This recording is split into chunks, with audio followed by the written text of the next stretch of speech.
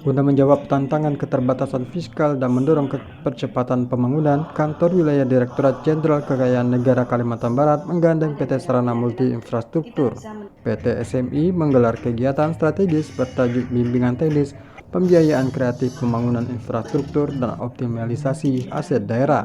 Kegiatan ini dihadiri oleh seluruh kepala daerah serta pejabat kabupaten dan kota se-Kalimantan Barat. Dalam sesi pembukaan, Kakanwil DCKN Kalbar Teti Fajar Ruandari mengungkapkan dalam situasi efisiensi anggaran nasional, pemerintah daerah dituntut untuk adaptif dan inovatif. Melalui BIMTEK ini, pihaknya ingin mengenalkan pembiayaan kreatif dan mendorong pengelolaan aset daerah secara produktif. Dan harapannya adalah kita bisa meningkatkan pemahaman mengenai bagaimana skema pembiayaan kreatif melalui PT SMI, menggali lebih dalam potensi optimalisasi aset daerah, kemudian mendorong sinergi dan kolaborasi yang lebih erat antara pemerintah pusat dan pemerintah daerah.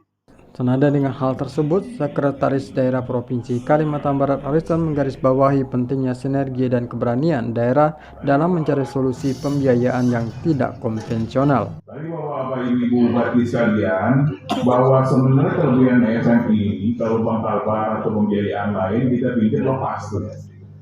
Ya, lepas dia. Sudah dapat duit, ya udah lepas. Karena proposal, ACC lepas kan. Kalau ini enggak, kalau SMI dari perencanaan dan kemudian pelaksanaan sampai dievaluasi terus kita dengan ketat.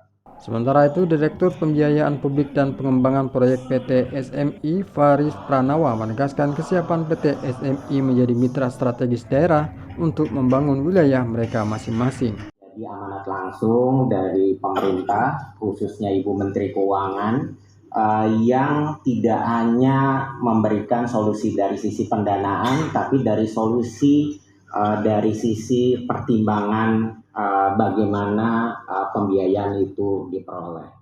Selain paparan dan tanya jawab, BIMTEK ini juga menghadirkan sesi konsultasi proyek prioritas antara tim teknis PT SMI dengan BPKAD dan Bapeda dari masing-masing daerah.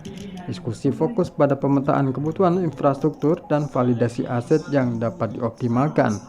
Melalui kegiatan ini diharapkan daerah memperoleh pemahaman komprehensif terhadap skema pembiayaan seperti Project Development Facility, pembiayaan daerah hingga blend finance, semua tanpa menambah beban fiskal secara langsung. Syahrusani melaporkan.